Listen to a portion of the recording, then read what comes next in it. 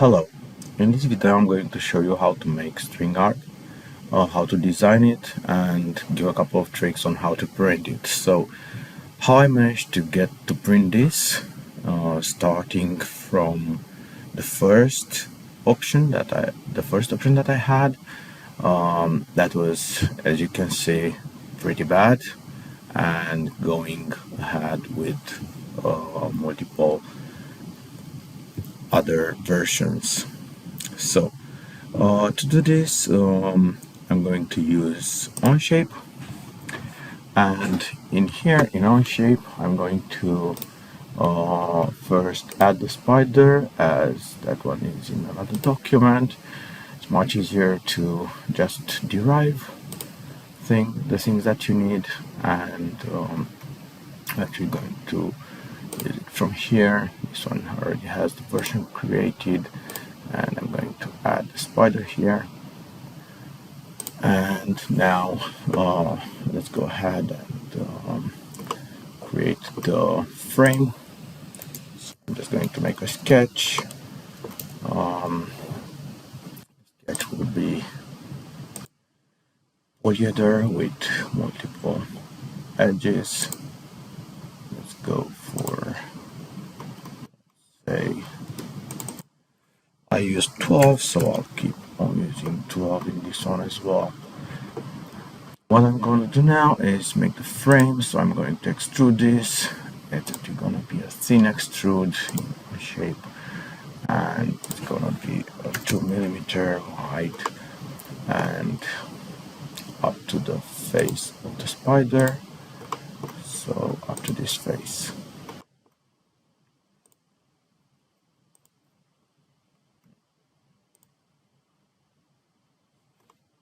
Oh, I actually started from that face, so I can't extrude up to that face. I'm going to use this other face, extrude up to it.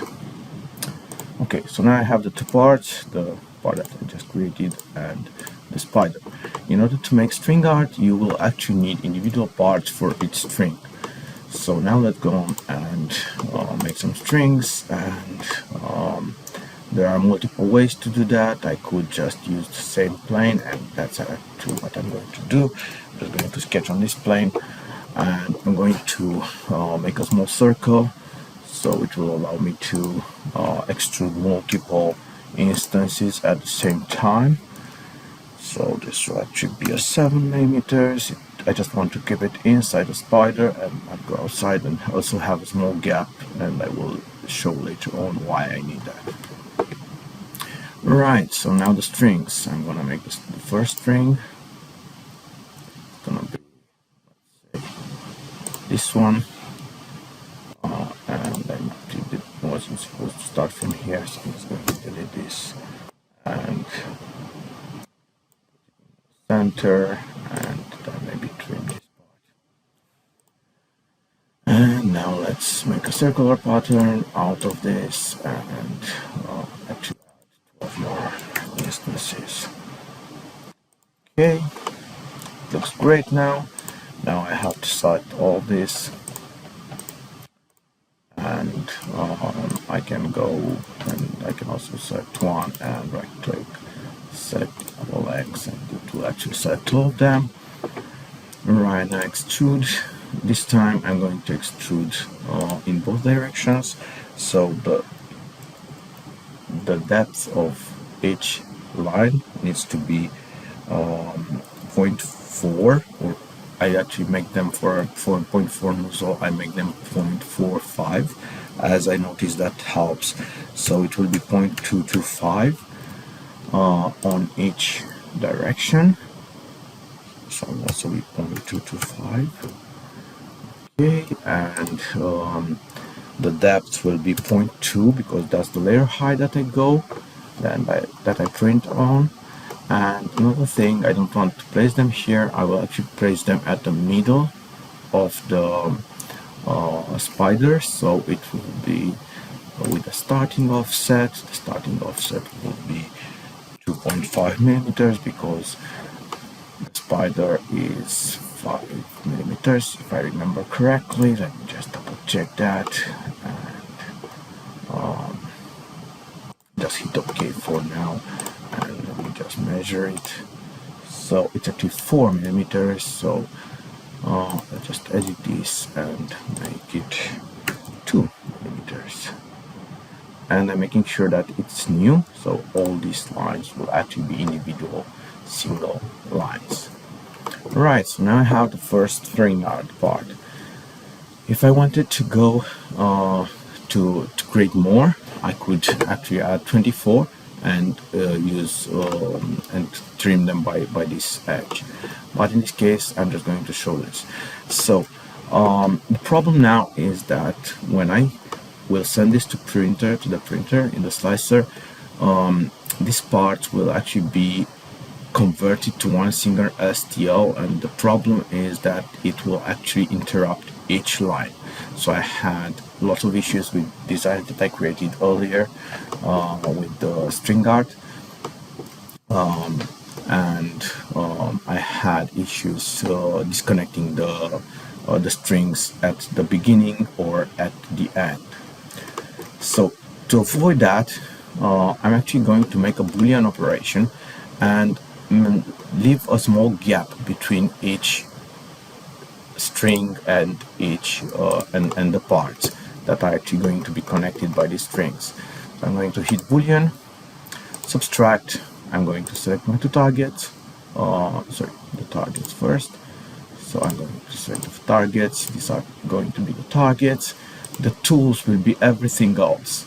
So all these small parts will be the tools. So I'm just going to select them from here.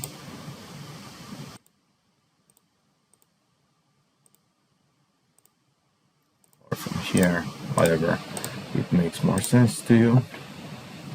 I'm going to keep the tools because I want to keep them. And I'm also going to add an offset, as I said earlier. And I'm going to offset all. You can see that it actually offsets this surface, all the surfaces that are around this. So it will be a 0.1 millimeters. I noticed that once you use 0.05, for instance, the slicer will actually connect them together, and it will be the same thing as no gap. So I just realized that I did a small, let's say, issue here. So I actually extruded this outside, and I was supposed to extrude it inside. I'm going to edit it and change the direction. Okay, because I want actually the lines to go through the part, and that's still a problem because the same thing happens. So I'm just going to dimension this to make sure that I'm not forgetting to. Let's go for 110 millimeters. Let's go for 120.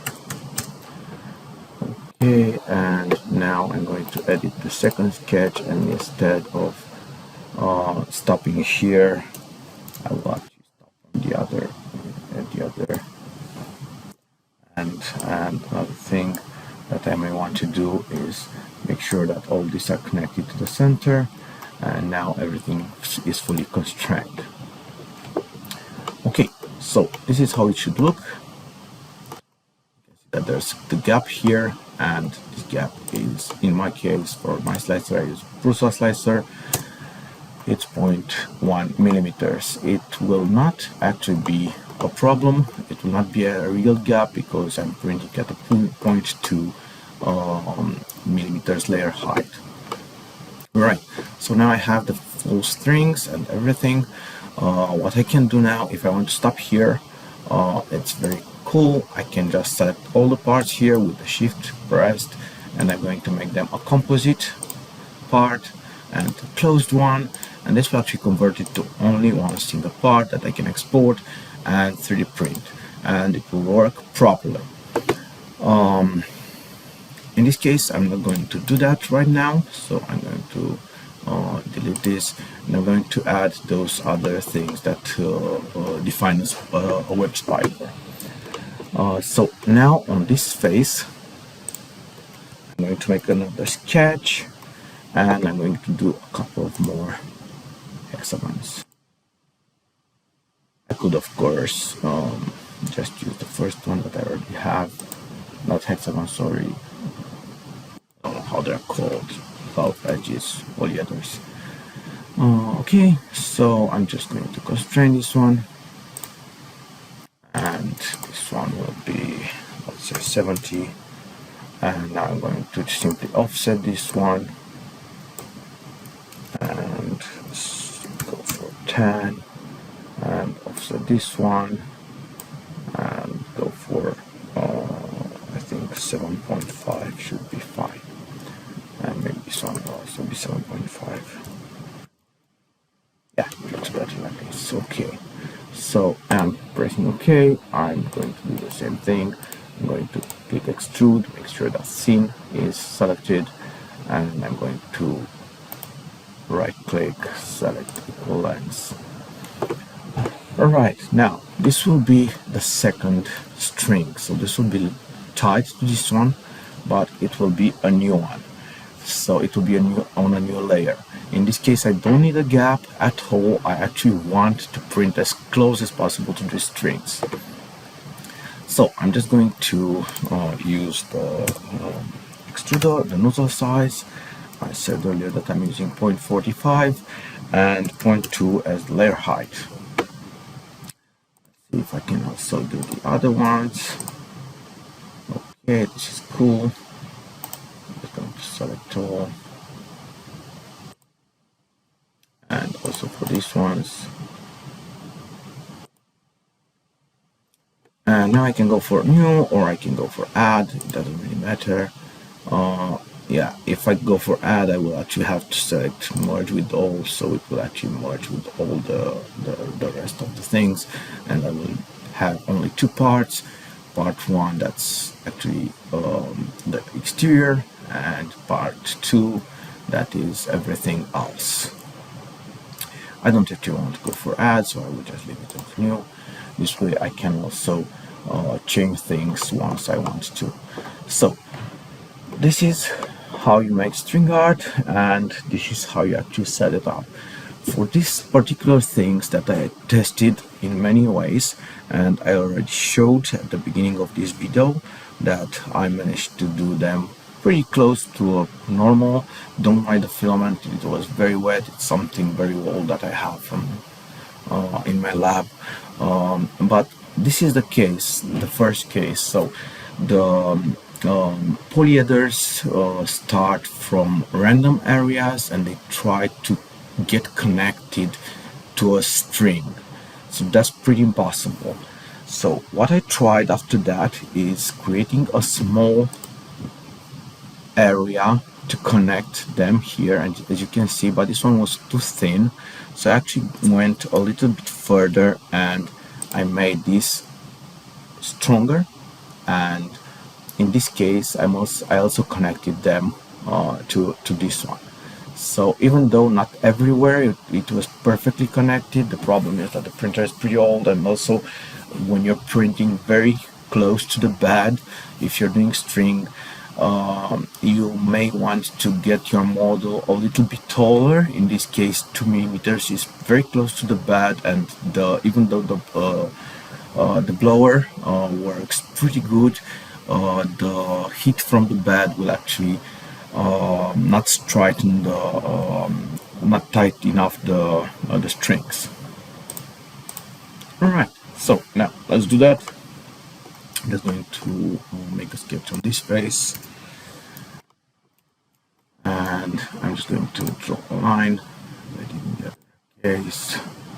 Go from here to, let's say, something here. I'm also going to give it a dimension.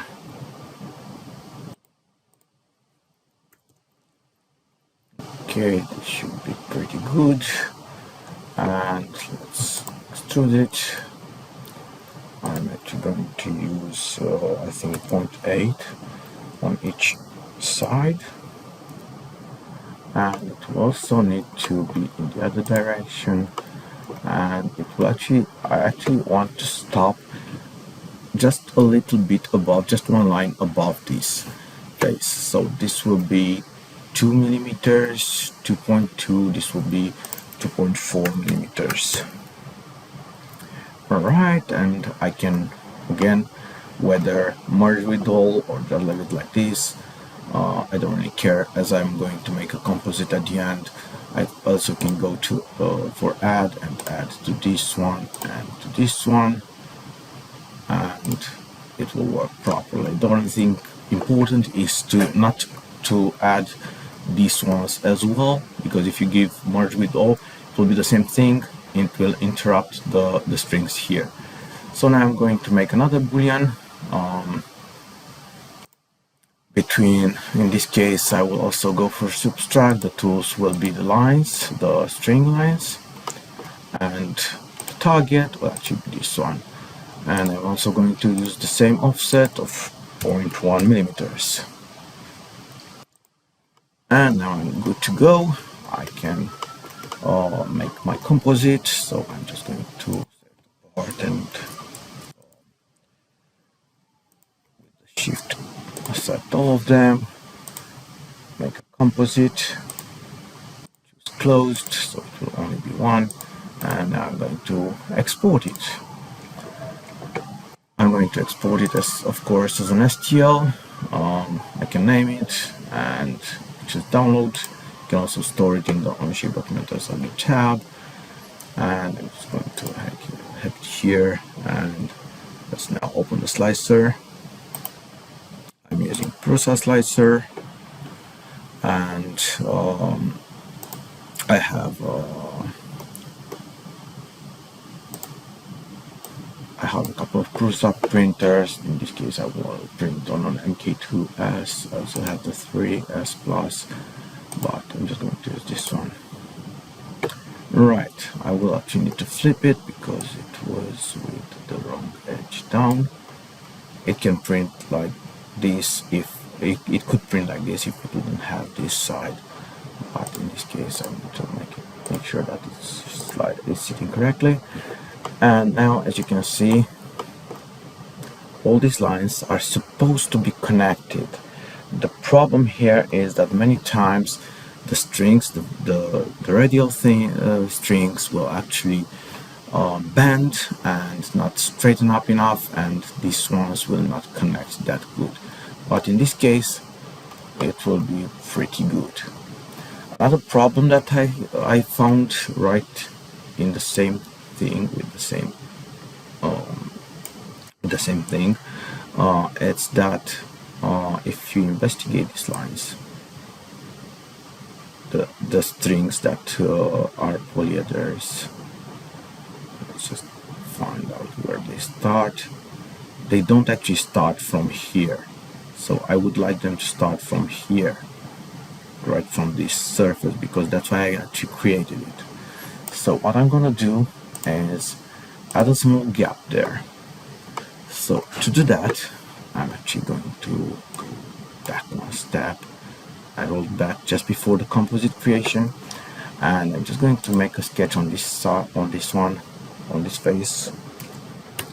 And in this case, it will be something like this, just a very simple line that will cross all the lines, so all the strings, and I will extrude this in the opposite direction. It will be a remove. It will be merged with this one, and with this one, and it will be again 0.1 millimeters, and I can leave whatever I want here. It will actually be a point. Let's edit the video for this. So there we go. I don't really care about the depth of it. And now if I select this part, for instance, it should be interrupted here, and you can see that it is interrupted here. I can also check that using a section. I can make a section here, and you can see that I have a small gap here. Let's go to the slicer again. So let's just get back to composite and export. Let's see, now it will actually interrupt the line correctly. Just going to save it over. So replace the old one, and now let's just go to the slicer and replace this one.